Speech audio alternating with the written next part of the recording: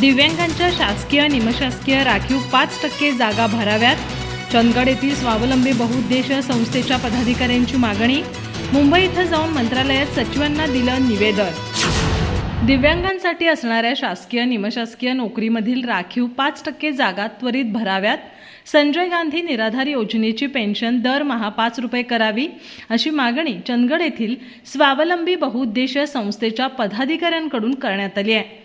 मुंबई येथील मंत्रालयात जाऊन त्यांनी सचिवांना निवेदन दिले. निवेदनात म्हटलं आहे की सध्या महागाई दर गगनाला भिडला असल्यानं तुटपुंज अनुदानावर कुटुंबाचा चरितार्थ चालवणं अशक्य आहे.